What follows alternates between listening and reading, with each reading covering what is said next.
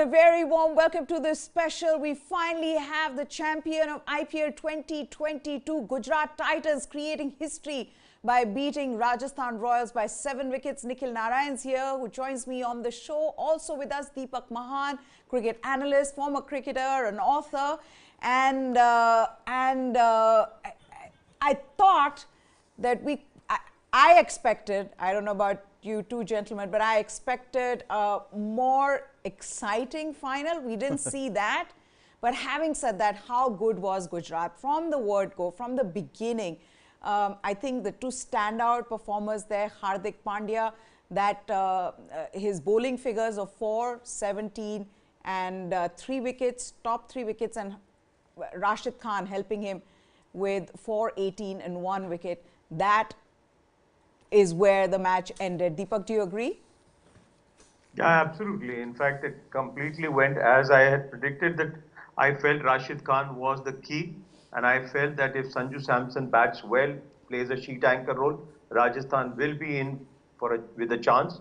But Sanju Samson once again proved that when it is pressure and crunch time, he somehow the other gets distracted, miserably fails, and lets his team down. And Rashid Khan once again put so much of pressure that even Hardik Pandya came very good. And I think for me, the two players of the tournament are Rashid Khan and Hardik Pandya. Absolutely. And with this, what has happened, Nikhil, is that Hardik Pandya now in that list of some of the greatest already. Why I'm saying this is you are in a debut season. You're captaining a team for the first time. And then to do it, also, right after the team won, Hardik Pandya's reaction, that was telling to me.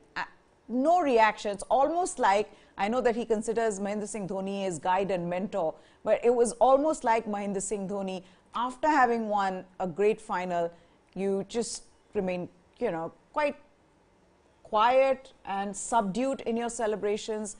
Do you see now Hardik Pandya from here on, just sort of his, what would you say, that now he'll be taken seriously as a serious contender for Indian captaincy? Absolutely. Hardik Pandya, what he's done in this tournament is absolutely phenomenal. Close to 500 runs, the wickets he has taken, one of the best bowling performances in an IPL final. 3 wickets of 3 of their, the best 3.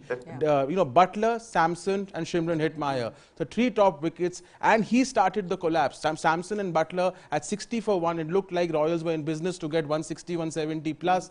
But he got the wicket of Samson, and that triggered a collapse. They lost 5 wickets immediately, and the match was as good as over. So then Hardik Pandya, and then the maturity he showed in his batting, at 23 for 2, there was still an iota of outside hope, for the Royals. But then Hardik Pandya, in that partnership with Shubman Gill, just completely took away the match. So maturity in the celebration also. This is not the Hardik Pandya of Mumbai. This is not the Hardik Pandya, who used to play for India a couple of years ago.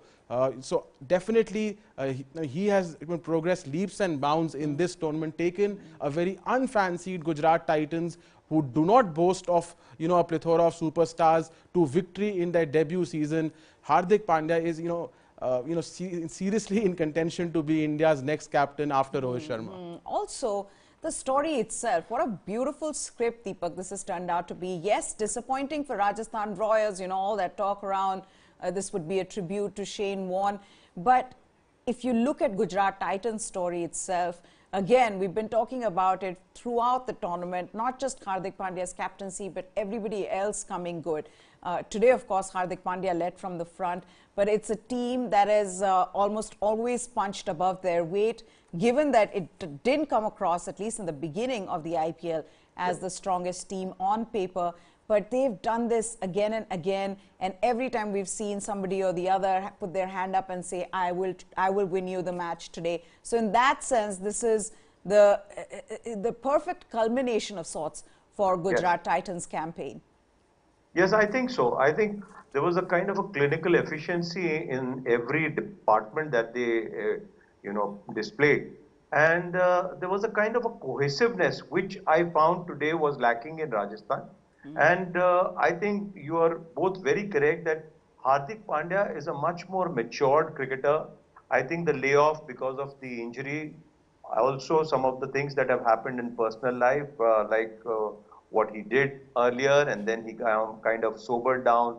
He's matured, he's got married, he's also now a father. I think a lot of things have gone into it, and I can see that there is a certain amount of sense of balance, a sense of maturity, and a sense of responsibility. He's more committed. And you're very right, at the end of the match also, the manner in which he went about expressing his joy, there was nothing like the old Hardik, which we had seen. It was much more calmer, much more, I would say, sedate, sober, and that's auguring well for Indian cricket, especially this particular T20. I think we are very blessed that he's in a very purple patch. He's bowling, batting, fielding, leading from the front, and he's doing quite well. So that augurs well for the Australian tour of T20. Absolutely. And also, the captaincy bit, Nikhil, the bowling changes to get the matchups right. You knew exactly when to get Rashid Khan in. You knew exactly when to get Sai Kishore in. And all of them worked to perfection. And we've seen this happen with Mahendra Singh Dhoni. We've seen it happen today with Hardik Pandya. And we've seen him throughout the campaign where he's got this right, that not only is he different in his temperament or in his approach to the game, in the sense that, like Deepak was saying, like we've been saying, that it's a more matured Hardik Pandya, but that astute cricketer, that cricketing brain, very much something that Indian team will be looking at, Indian team management will be looking at. Absolutely. I mean, today to get himself on, a very courageous move, but according to him, a very calculative move which worked brilliantly, and has done this in this past also. He's bowled in the power play in the past, which has worked brilliantly for the Titans in the initial part of the tournament. I mean, 60 for 1 could have been, and if Hardik was expensive, if he didn't take up a wicket, it could have been a big blunder, and they could have easily scored 180 plus, and then we had a completely different final. But he was confident, he knew what he was doing, and the way he bowled, I mean, those 3 wickets, I mean, Hardik Pandya, I mean, those are, again I'm repeating, amongst the 3 best bowling figures in an IPL final, along with, you know, Anil Kumble had done that, and there's one other performance which I'm forgetting, but, you know, amongst the 3 best bowling performances by not a specialist bowler in an IPL final, it just shows that, you know, Hardik Pandya, you know, whatever he touched in this tournament turned into not only gold, diamond, I don't know if it is a, you know, more precious stone. So Hardik Pandya absolutely, maybe. absolutely, a phenomenal, and what a transformation from where he was a year back. And it was not... The best thing was... Yes, go ahead.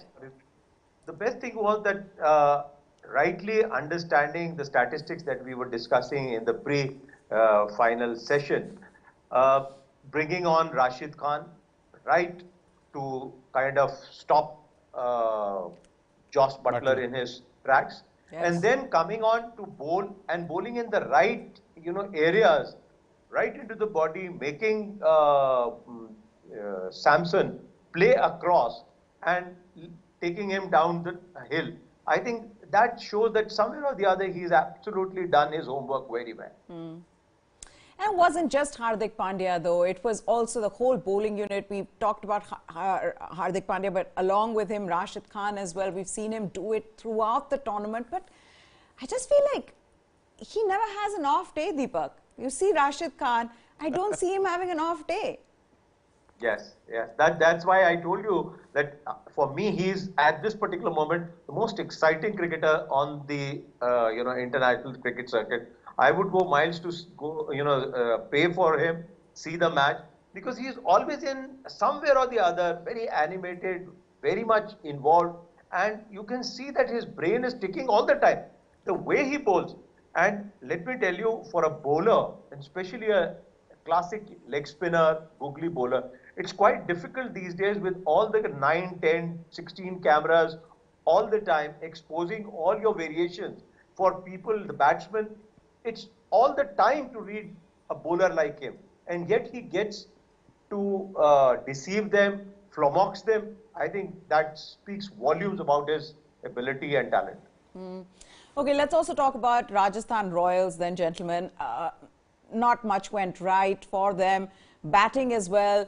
Joss Butler struggled, and that then brings me to the next question. If you are a runner ball in your 8 overs that you've played, are you putting pressure on the batsman at the other end? and the reason why someone like a Yashasvi Jaiswal got out like the way he did, or for that matter, Sanju Samson, Nikhil?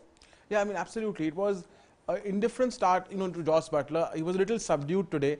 I thought he could have taken a little more risk till, before Rashid Khan came on. But, he was batting the way he is batted, not in the eliminator, but as we discussed, he's batted like this before in the tournament. In half of his innings in this tournament, Maya, his strike rate in the power play has been less than 100. So, maybe it was the final, he wanted to go safe, he wanted to accelerate later, they lost an early wicket. So, therefore, maybe he decided to play the anchor, but it was counterproductive. But, I mean, you can't blame Butler because 60 for 1 in the 8th, 9th over, I mean, they were there. It was then, till then a 50-50 match. But then, Hardik Pandya just changed it completely. So, it's a bit difficult to blame Butler because this template has worked for him. Yeah, I think the difference has been it has worked for him, but he's also not come across this kind of a bowling unit very often where they've been relentless. And, to be able to then hit your third and the fourth gear, that has not been possible. And that's what happened here with Joss Butler as well. But Yuzvendra Chahal, now he's got the purple cap, and rightfully so. How good has he been in the tournament, Deepak, and deservingly getting that cap. And also goes on to show how good he's bowled, because he is the only spinner to have got this ever in the IPL. No, and also even today, even in the crunch situation with such a small total, he bowled 4 overs for 20 runs. And I think also the fact that there was a pressure on him because he dropped Shubman Gill in the first over of Trent Bolt, that must have also been working on his mind. Yet, he did not lose his focus as far as bowling was concerned. He still tried all his variations and managed to take 1 wicket. But I think in the ultimate analysis, Yajwender would still, I'm sure, give up that purple cap for getting that final. If he had taken that wicket, catch of Shubman Gill, maybe things would have turned the other way. Trent Bolt, for me, was the pick of the bowlers of Rajasthan. He bowled superbly. And I just, that's the problem of 20 overs. Everybody has got a fixed quota. The batsman can continue even after 100 runs. But the bowler, even if he is bowling at his best, can only bowl a certain number of balls. So that's a... Sure. Prasidh Krishna went for a lot of runs, 1 for 40. So in that sense, also when you compare the two bowling units, it was Gujarat Titans who bowled better collectively, Nikhil. Absolutely. I mean, and the two heroes, as we've discussed with the ball for them, were Hardik Pandya and Rashid Khan. The match was lost in the middle overs. 54 runs, 60 balls, 5 wickets. And that is where the Royals collapsed. They completely collapsed, when Hardik and Rashid were bowling in tandem. And then, 130 was the second, lowest score, batting first in an IPL final. I mean, the irony was that the lowest was defended by Mumbai Indians against Pune, but this time, the Royals were not so lucky. And, they did sort of fight in the first few overs, but it was just, too low a total to defend. Okay, also a little bit about the young Yashasvi Jaiswal. He got off to a good start. I mean, given that Joss Butler was slow in the beginning, Yashasvi Jaiswal got off to a good start.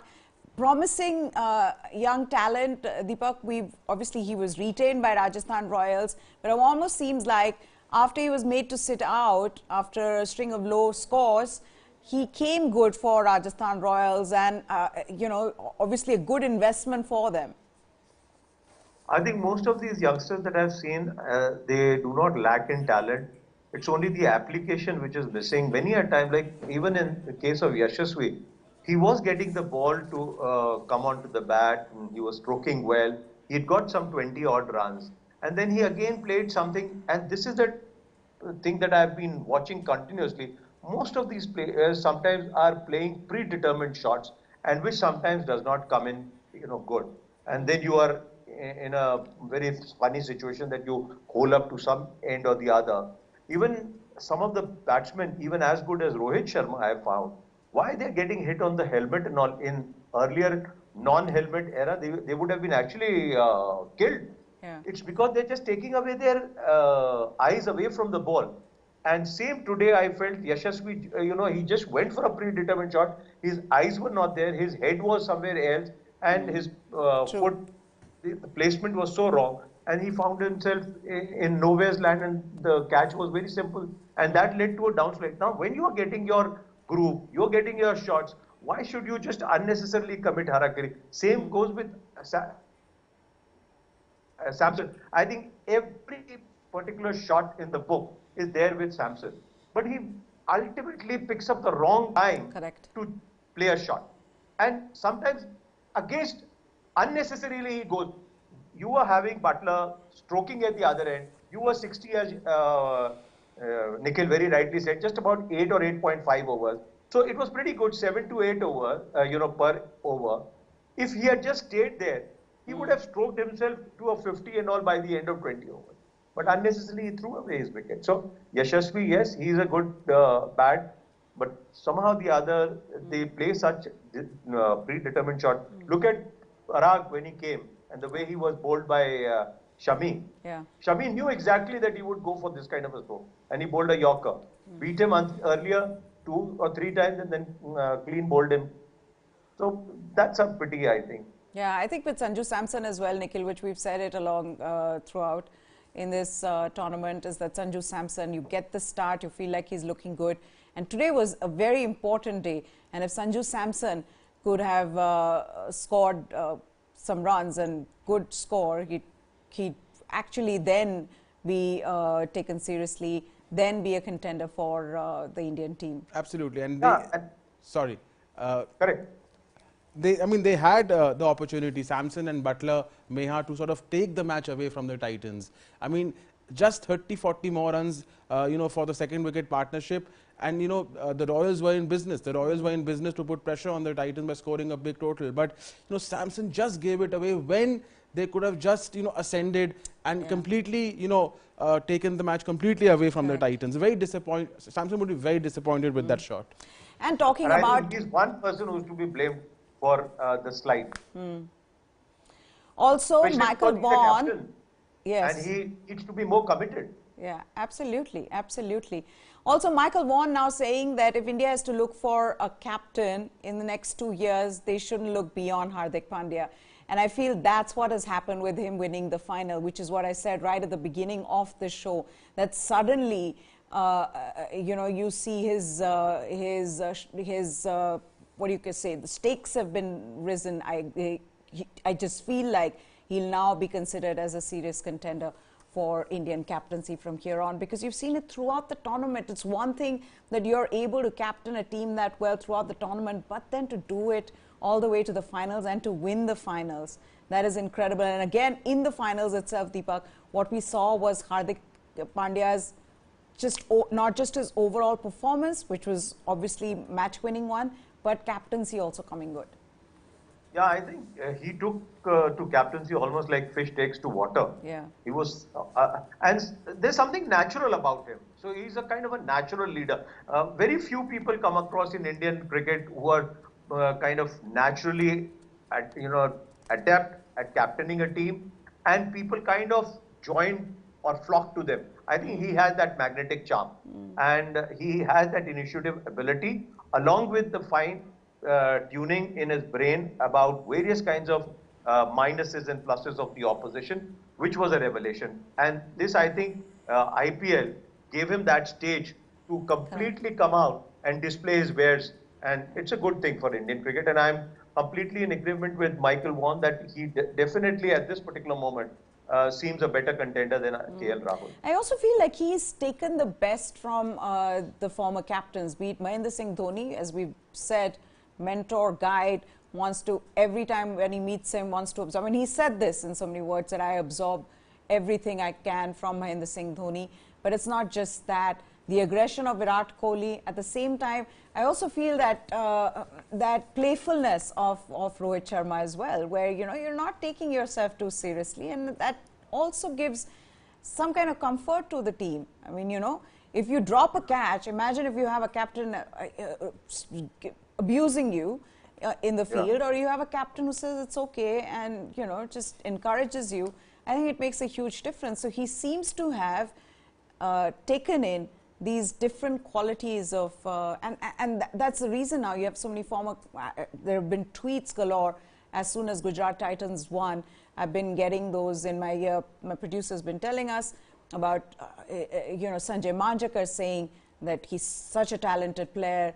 Harbhajan saying he's a very talented bowler. And what also stands out, Nikhil, is the fact that Hardik Pandya hasn't bowled as much, especially in the middle of the tournament after he got injured and he came back. He bowled just 6 overs.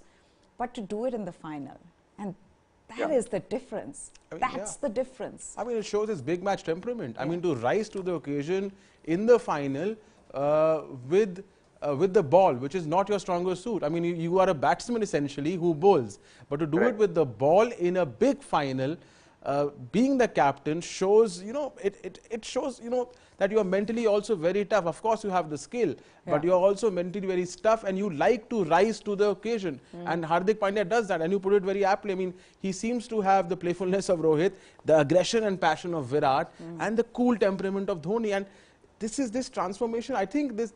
Yeah, it's very recent. Very recent. I think this ouster from, Mumbai Indians not retaining him and him not being in India's 11, the first choice all-rounder, the rise of Venkatesh Iyer. I think he's sort of, a big positive has come out of that for India, that now Hardik is returned as an extremely mature, very, very dangerous all-rounder. And, I'm looking forward to seeing him in the World T20 now. And the other thing that Vikram Solanki, who's part of the Gujarat Titans team management, talks about in one of the interviews that I was reading, Deepak, where he's talked about Hardik Pandya's mindset, and he says he's got the poise of a winner. He's got the attitude of a winner. He wears it very well, and the confidence of a winner. And I think we see that in him, that nothing phases him. Big moments, of course, one can argue that he's been part of Mumbai Indians squad, the one that has won IPL before, so he's obviously experienced it before. But it's a very different thing when you're captaining a side and your side for the first time. It's a debut for your team, and then you're in the final, and then to be able to maintain that calmness, the composure which we've seen from Hardik Pandya. But yes, so enough about Hardik Pandya. I know that now he's going to be seen as the next captain already. I'm sure there'll be some debates that will already be written, news narratives about how Hardik Pandya should be the next captain. But in fact, your recounting just now of Solanki's assessment reminds me of the lines of Shakespeare, sweet are the uses of adversity. I think this sitting out, having that sickness and injury, everything I think has combined together to make him a maturer person. Yeah, and dropped from the Indian squad. He wasn't bowling and he was dropped. Now he's come back. He's obviously also been working on his fitness, as Vikram Solanki also said in that interview that he takes that very seriously. So, Indian cricket can be very pleased with what has happened in this tournament. But yes, in the end, Gujarat Titans, the winners. They were winners. They were the first team to qualify for the playoffs. They were right at the top of the points table.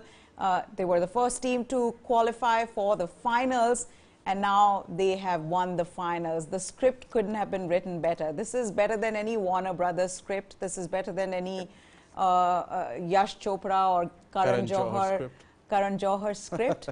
This is and I can't imagine. I won't be surprised if there's a movie made on this, given how well this has panned out for Gujarat Titans to be lifting the trophy in Gujarat, in Ahmedabad, at the Narendra Modi Stadium. Yes, Deepak?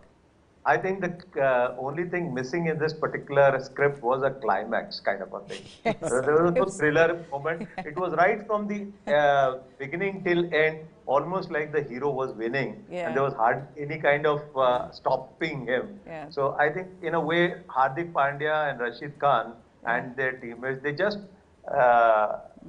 completely bamboozled Rajasthan Royals right from the word go. And I think they were winners. Once Samson and then Joss Butler was out, I think there was no stopping them. Yeah, absolutely. There wasn't any exaggerated bashing of the villains towards the end in a climax as we see in a movie. It was uneven battle, I think. All the time felt that they were just moving on very smoothly towards the finishing line. And there was hardly any opposition that they had to face. So in a way, a very poor final as far as you and me are concerned, from the spectators' point of view. Absolutely. A very dull, in-spit final. But very nevertheless, dull, well. Very well Very played dull, by very one-sided, extremely boring. The only way it yeah. could have been made interesting if there was a super over, but it wasn't to be. So in the end, we just got a one-sided final. But Gujarat wouldn't be complaining. For Rajasthan Royals, though, we've got to talk. They may have lost the final, Nikhil and Deepak, but the campaign itself has been good. Now, you know, at the end of the day, in a knockout game, it could be anybody's day. So I understand that Gujarat Titans are a much better team today and they won. But Rajasthan Royals campaign itself needs to be appreciated. They've been good.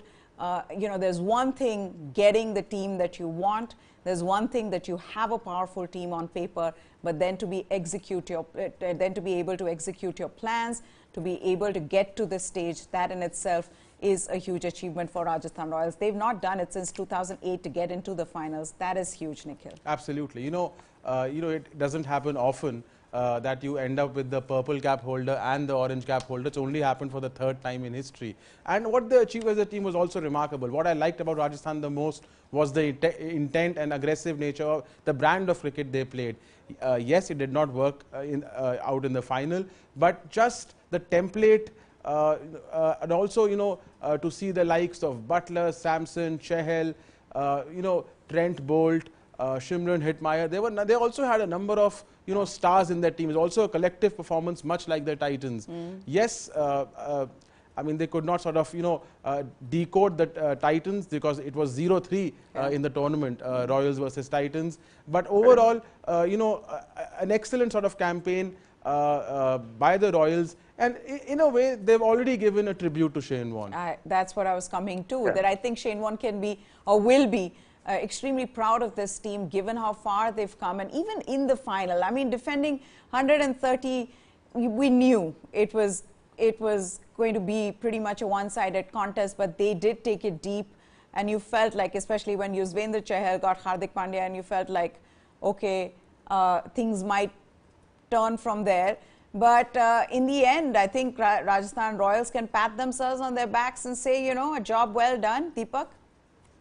Yeah, I think overall throughout the tournament they've played well. They've played like gentlemen, and that's why they've also lifted the Fair Play Trophy. Only, I think in final or a couple of times when they met Gujarat Titans, somehow or the other they could not click together. I think that was one of the reasons today. But even for 130, I would say that taking the opposition right up to the 18th or the 19th over is in itself a great achievement. And things could have been very different if Bolt first over Shubman Gill catch had been taken. Maybe the pressure would have increased. Maybe we would have seen a much tougher battle. But on the whole, I think, yes, they have done themselves proud. And we're just seeing visuals of that celebration. Hardik Pandya, really the cynosure of all eyes, and why not? He is the star today, really. कि वो कहते हैं ना कि गुजरात में क्या चलता है, एक तो डांडिया और एक Pandya. So I think with that, I'd like to end this show. Nikhil and Deepak, thank you so much for joining us. So there you have it. We have the winner of IPL 2022, Gujarat Titans. They have created history by winning the IPL in their debut season. That's it from all of us. News9 Sports is what you need to subscribe to. From us, it's goodbye, good night, or maybe I can say good morning since it's 12:20. past 12. Goodbye.